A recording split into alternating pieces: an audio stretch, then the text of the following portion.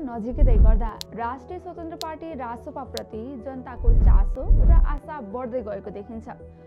कुनै कोठा छोटा भट्टी गल्लीमा बसेर नगरोस्, चुनावको विकल्प चुनाव नै हो।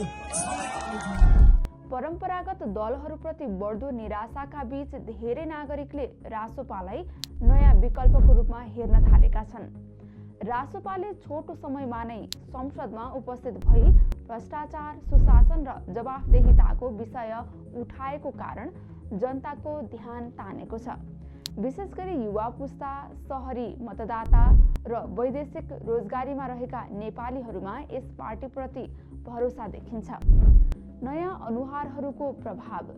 रासोपामा बालेन शाह, विवेकशील साझा समूह र विभिन्न जेनजी युवाहरूको सहभागिता वा समर्थनको चर्चा भएपछि पार्टीप्रति आकर्षण अझ बढेको छ।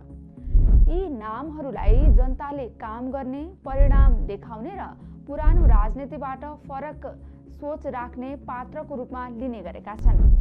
यसले रासोपालाई पुरानो दलको विकल्प, युवाको प्रतिनिधि, शहरी र शिक्षित वर्गको पार्टीको रूपमा स्थापित गर्न मद्दत गरेको देखिन्छ।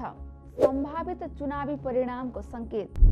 यी सबै कारणले गर्दा आगामी निर्वाचनमा रासोपाले अघिल्ला चुनावभन्दा धेरै सिट जित्ने, शहरी क्षेत्रमा उल्लेख्य मत प्राप्त गर्ने र संसदमा अझ बलियो उपस्थिति जनाउने सम्भावना देखिएको छ। यद्यपि सङ्गठन विस्तार, गाउँ-गाउँमा पहुँच र उम्मेदवार छनौट जस्ता विषयमा पार्टीले अझ मेहनत गर्नुपर्ने चुनौती पनि छ।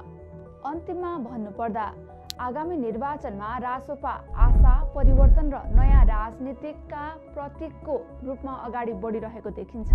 जनताले दिएको भरोसालाई काम र परिणाममा बदल्न सकेमा रासोपाले नेपाली राजनीतिमा महत्त्वपूर्ण भूमिका खेल्न सक्ने सम्भावना बलियो छ।